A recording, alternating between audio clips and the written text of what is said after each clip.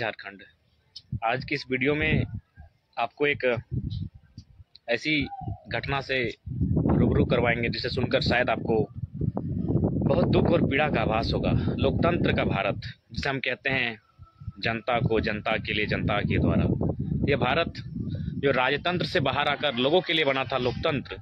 लेकिन आपको जानकारी होनी चाहिए जो जॉर्ज बर्नार्ड शाह ने कहा था कि लोकतंत्र केवल और केवल चंद मुट्ठी भर लोगों तक सीमित रह जाएगा। उसी लोकतंत्र की आड़ में आज इस गांव, एक सुंदर सा गांव जिसे लूटने की, बर्बाद करने की पूरी तैयारी चल रही है। तो सबसे पहले आप उस गांव को एक बार देख लें। एक सुंदर सा गांव आप देख सकते हैं। इस गांव की सुरक्षा कवच है पहाड़ी।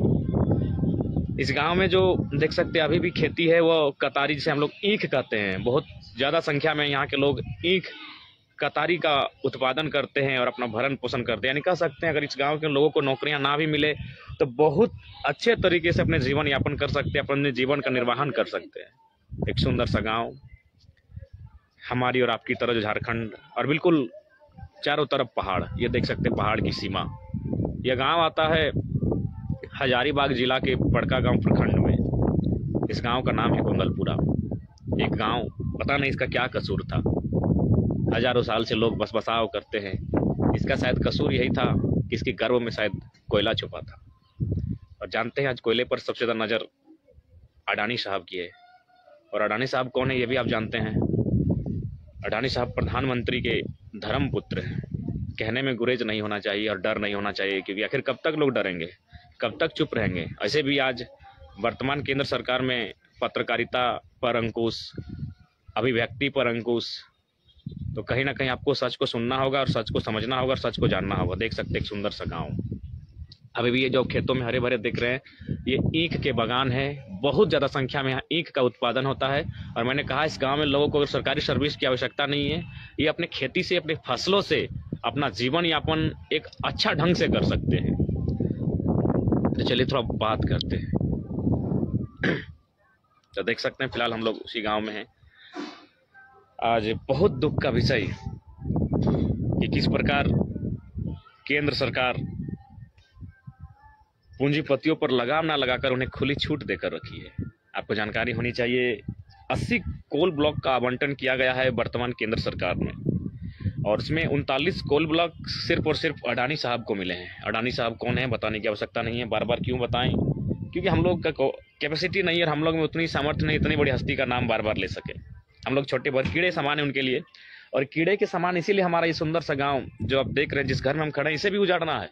अगर अडानी साहब सफल हो जाते हैं तो आप जो घर भी देख रहे हैं ना, इन सबको भी कोड़ कर नेशनल नाबूद, इसमें बुलडोजर चल जाएगा। क्या कसूर है इन गाँव वालों का? यही कि इनकी ज़मीनें हरी भरी और कुछ खनिज संपदा इस माटी के नीचे है। आप देख सकते हैं जो घर देख रही, खाली जगह नहीं। अभी तो आप जिस घर को आप देख पा रहे हैं, जिन मकानों को आप देख पा रहे हैं, इन मकानों पर भी अगर गाँव वाले एकजुट नहीं रहते हैं, अगर गाँव वाले अपनी लड़ाई को नहीं लड़ते हैं, तो हम न जाने इस झारखंड में, इस भारत देश में कितने गांव नेस्तनाबूद हो गए हैं। आपको चांडिल डैम याद होगा, जहां 116 गांव विस्थापित हुए हैं। आज उस 116 गांव की सुधि लेने वाला कोई नहीं है।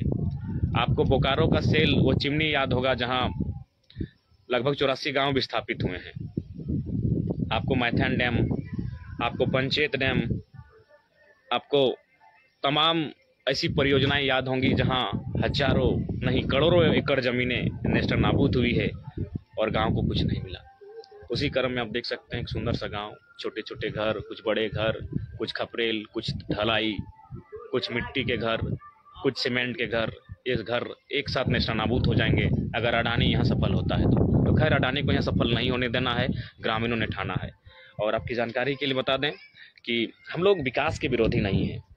विकास का कोई विरोधी नहीं होता, और विकास का विरोधी कोई क्यों रहे। लेकिन जमीन अधिग्रहण का एक कानून है। भूमि अधिग्रहण 2013 में कानून बना था।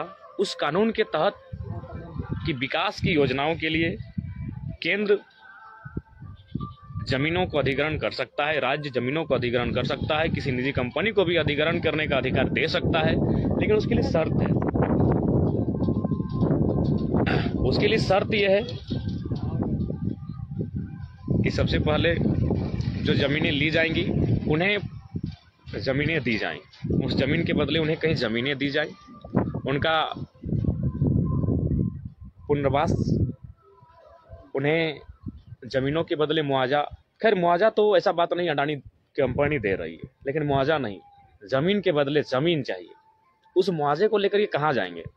क्या बोकारो के लोग इतने बड़े गांव को बसने के लिए वहाँ दे पाएंगे ज़मीन? या धनबाद के लोग दे पाएंगे, या रांची के लोग दे पाएंगे, या यहाँ से सामने हजारीबाग है, क्या हजारीबाग के लोग शहरों में जो पैसा अडानी इन्हें देगी अभी औने पौने दाम देगी, उचित दाम भी नहीं दे पाएगी, तो क्या वे लोग वहाँ बसने के लिए देंगे? तो इसीलिए विषय पैसा नहीं है, विषय ज़मीन के बदले ज़मीन। और यह भी कानून है, भूमि अधिग्रहण कानून 2013 के अंतर्गत ज़मीन के बदले ज़मीन का प्रावधान है। उसके बाद अगर आप किसी योजना को अगर स्थापित करते हैं तो उसमें शर्त है कि 80% जिस गांव में योजना, अगर ठीक है इस गांव को आपको उजाड़ना ही है, ये जो गांव आप देख सकते हैं बहुत सुंदर सा गांव पहाड़ों के बीच, अगर इस गांव को आपको उजाड़ना ही है, अगर इसमें बुलडोजर चलाना ही है, तो 80% लोगों की रजामंदी होनी चाहिए। लेकिन यहाँ 80 तो छोड़िए, 0.5% लोग भी रजामंदी नहीं दे रहे हैं। 80%, ध्यान रहे, अगर इस गांव में 100 लोग बसते हैं तो 80 लोगों से हस्ताक्षर होना चाहिए कि हाँ हम अपनी ज़मीनें दे रहे हैं, हमारे घरों पर बुलडोजर चला दीजिए। लेकिन यहाँ 0.5 यानी आधे लोगों को भी रजामंदी नहीं है कि हम अपनी ज़मीनों को देंगे। लेकिन उसके बावजूद स्थानीय कलेक्टर, चूंकि कलेक्टर का जनसुनवाई ग्राम सभा का अधिकार कलेक्टर का होता है, डीसी महोदय का होता है, डिप्टी कलेक्टर का होता है, लेकिन पता नहीं आज वे जो भी प्रशासनिक लोग हैं, लोकतांत्रिक अंग हैं, वे कंपनियों के अधीन हैं, या फिर उन्हें किसी का डर भय है। अगर डर भय है तो उन्हें सर्विस नहीं करना चाहिए। अगर उन्हें डर भय है, कंपनियों के आगे नतमस्तक हैं, शक्तियों के आगे नतमस्तक है, तो उन्हें सर्विस नहीं करना चाहिए। लेकिन दुर्भाग्य का विषय है, 2 बार यहाँ ग्राम सभा हो चुकी है, ग्राम सभा ने रिजेक्ट कर दिया है। रिजेक्ट करने के बावजूद अगर कलेक्टर जबरन है तो कहीं ना कहीं उनकी जो IAS की पढ़ाई है उस पर भी प्रश्न चिन्ह खड़ा होता है कि डरपोक लोगों को IAS IPS नहीं बनना चाहिए। और हाँ, अगर उनकी लालच है कि उन्हें भी अगर बहुत मोटी रकम मिल रही है तो उनसे यही संदेश देना चाहेंगे कि वो मोटी रकम कब मिट्टी में खाक हो जाएगी मिलकर, वो कोई नहीं जानता है। लेकिन इतना सुंदर गांव को खाक ना करें।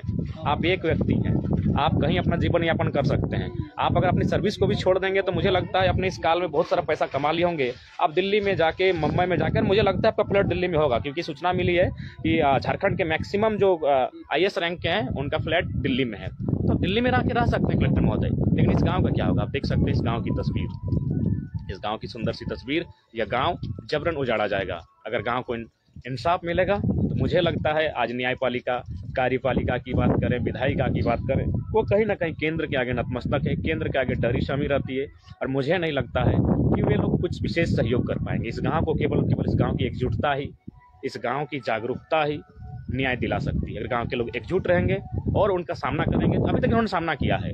आपने पेपर के माध्यम से सुना होगा, पेपर के माध्यम से पढ़ा होगा, या आपने किसी भी न्यूज स्रोत के माध्यम से देखा होगा, गांव वाले लगातार मौन आंदोलन, इन्होंने ना कुछ बात भी नहीं किया, ये लोग मौन असहमति चुप रहकर आंदोलन कर रहे हैं, क्योंकि ये जानते हैं अगर ये बोलेंगे तो बदले में गोलियां मिलेंगी। आज भारत देश का कंडीशन इतना खराब हो चुका है, इस वीडियो को आपको सुनना होगा। आज भारत देश का कंडीशन इतना खराब हो चुका है कि लोग चुप रहकर भी आंदोलन कर रहे हैं, बोल भी नहीं रहे हैं कि बोलेंगे हम तो बोलेंगे, वे लोग गोली चलाएंगे। आज इतना कंडीशन खराब हो चुका है। तो इसलिए इन गाँव वालों आज लगभग 3-4 महीनों से लगातार ये चुपचाप होकर आंदोलन कर रहे हैं, मौन आंदोलन। एक तरह से ये चुप होकर आंदोलन कर रहे हैं, क्योंकि इन्हें डर है कि अगर ये बोलेंगे तो बदले में कलेक्टर के फरमान से यहाँ गोलियां चलाई जाएंगी। आज भी जनरल डायर जिंदा है, आज भी जनरल डायर जैसे सैकड़ों हुक्मरान जिंदा हैं जो कभी भी जलियांवाला बाग बना देना चाहते हैं। और आज यह गांव, मुझे लगता है अगर इसे इंसाफ नहीं मिलता है, अडानी पैसों की लालच में इतना पागल हो चुका है कि यह गांव में कभी भी जलियांवाला बाग को दोहराया जा सकता है। इसीलिए इस गांव को इंसाफ केवल जागरूकता दिला सकते हैं लोकतंत्र की दुहाई देने वाले। जब तक इस गांव की सुधि नहीं लेंगे, इस गांव को इंसाफ नहीं मिल सकता है। कितना दुर्भाग्य का विषय है कि लोग नरेंद्र मोदी, बिल्कुल चूंकि अडानी का संबंध नरेंद्र मोदी से है तो स्पष्ट डर भय नहीं होना चाहिए। प्रधानमंत्री उनको चुनकर भेजा था, शायद लोगों को पाकिस्तान का मैंने बेकारी तंगहाली सुनना अच्छा लगता था, इसीलिए मोदी प्रधानमंत्री बने। क्या प्रश्न ये उठता है, पाकिस्तान भी एक देश है, उस देश के नागरिकों से हमारी कोई लड़ाई नहीं है। अगर उस देश में आतंकवाद पनपता है तो उससे हमारी लड़ाई हो सकती है। लेकिन आज कंडीशन ऐसा है कि अगर कोई पाकिस्तान मुर्दाबाद बोल दे तो मोदी की रैली में तो लोग खुश हो जाते हैं कि हमने तो मोदी को इसीलिए चुना है। किसानों की कोई सुधि नहीं। उदाहरण आपके सामने है, किसान आंदोलन। 1 साल से लोग सड़कों पर हैं, लेकिन भारतीय जनता पार्टी के जो किसान के बेटे भी हैं वे बड़ी माने तारीफ कर रहे थे, बड़े गुणगान कर रहे थे, लेकिन उन्हें आभास नहीं है गोंदलपुरा की जैसी स्थिति जितना आपके घर पर चली आएगी अडानी को जब आपकी ज़मीन को आवंटन कर दिया जाएगा उस समय आपको आभास होगा क्या जी हुक्मरान क्या कर रही है। इसलिए मैं ये नहीं कह रहा हूँ कि आपने गलत प्रधानमंत्री चुना, मैंने ये कह रहा हूँ कि आप अपने प्रधानमंत्री को मसीहा ना माने, उसे नायक के रूप में प्रेजेंट ना करें, उसे भगवान का रूप ना दें, उसे सवाल करें। अगर आपने उसे मत दिया है तो उसे सवाल करें कि अडानी एक पूंजीपति को इतना अधिकार कब से, एक पूंजीपति का देश है क्या, उनसे सवाल कीजिए। अगर ये पूंजीपति का देश नहीं है तो ग्रामीणों के साथ ये अत्याचार क्यों, ग्रामीणों के साथ ये अन्याय क्यों। आपकी जानकारी के लिए बता दें, चाहे केंद्र की जो भी सरकारें बनी हैं, थोड़ा संविधान की बात कर लेते हैं। भारतीय संविधान अनुच्छेद 31 जिसकी हम बार बार बात करते हैं, अनुच्छेद 31 यही है। अनुच्छेद 31 अगर भारत के संविधान में मौलिक अधिकार रहता, अनुच्छेद 31 अगर भारत के संविधान में मौलिक अधिकार के तौर पर रहता तो गांव वालों की आज ये दशा नहीं होती। लेकिन जो भी सरकारें बनी है लेकिन हम तो उसी सरकार की बात करेंगे जो वर्तमान में है। लेकिन पूर्ववर्ती सरकार में अगर 31 को हटाया गया है तो इसीलिए कि संपत्ति का अधिकार मौलिक अधिकार रहेगा, तो संपत्ति की सुरक्षा संसद की होगी, संपत्ति की सुरक्षा की रिस्पॉन्सिबिलिटी सुप्रीम कोर्ट की होगी।